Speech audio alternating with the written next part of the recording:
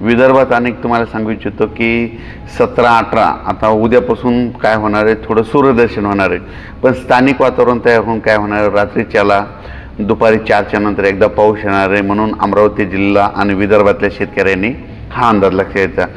त्याच्यानंतर 19 तारखेपासून राज्यातला पावसाचा जोर कमी होणार आहे. पण जोर कमी जरी झाला तरी राज्यात काय होणार आहे, स्थानिक वातावरण तयार होऊन पाऊस मात्र पडतच राहणार आहे. म्हणून हा अंदाज लक्षात घ्यायचा.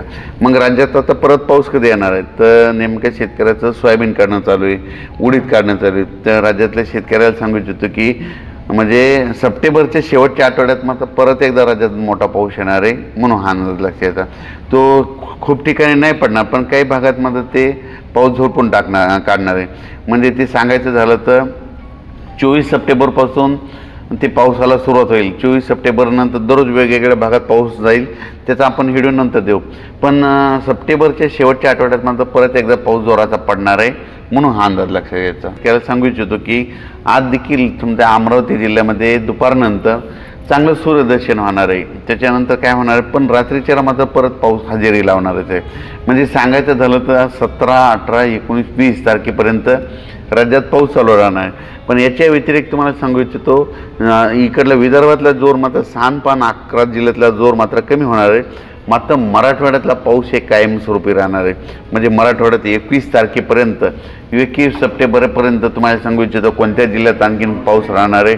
लातूर जिल्ह्यामध्ये पाऊस राहणार आहे, परभणी जिल्ह्यामध्ये राहणार आहे, नांदेड जिल्ह्यामध्ये राहणार आहे, हिंगोली जिल्ह्यामध्ये राहणार आहे, जालना जिल्ह्यामध्ये राहणार आहे, बीड जिल्ह्यामध्ये राहणार आहे, अहिल्यानगरकडे राहणार आहे, सोलापूरकडे राहणार आहे. ह्या पट्ट्यात मात्र आणखीन 19 तारखेपर्यंत दररोज वेगवेगळ्या भागात आता लय खूप काही मोठं नाही, पण दररोज एकदा हजेरी लावून जाणार आहे. या जिल्ह्यात मात्र एकदा हजेरी लावणार आहे. म्हणून ह्या अंदाज लक्षात घ्यायचा. त्याच्यानंतर कोकणात देखील पाऊस आणखीन 17, 18, 19 3 कोकणपट्टीमध्ये सांगायचं झालं कुडाळपासून ते नाशिकपर्यंत ते पाऊस देखील चालू राहणार आहे. म्हणून हे अंदाज लक्षात घ्यायचा. उत्तर महाराष्ट्रात देखील तशीच परिस्थिती राहणार आहे. उत्तर महाराष्ट्रात देखील 17, 18, 19 तारखेपर्यंत असाच पाऊस राहील. फक्त थोडंफार उघड होईल, पण असा जोर जरा कमी होणार आहे. म्हणून हे लक्षात घ्यायचं. त्याच्यानंतर सांगायचं झालं तर जळगाव जिल्हा, बुलढाणा जिल्हा या पट्ट्यामध्ये काय होणार आहे, आणखीन 17, 18 आणखीन 2 दिवस मात्र पाऊस राहणारच आहे. फक्त काय होणार, थोडी उघड भेटणार आहे. म्हणजे एवढं जे पहिला जे जोर होता ते मात्र कमी होणार. ते भाग आहेत जिथं पाणी साचलेलं नाही, समजा ज्यांना त्याला पाणी नाही. आता हे जे परतीचा पाऊस आहे ना, आणखीन हे सप्टेंबरचे आणखीन 10-12 दिवस आणि ऑक्टोबरचे 10 आणखीन 20 दिवस मात्र पावसाचे दिवस राहिलेले. त्याच्यामध्ये ते जे वंचित भाग आहेत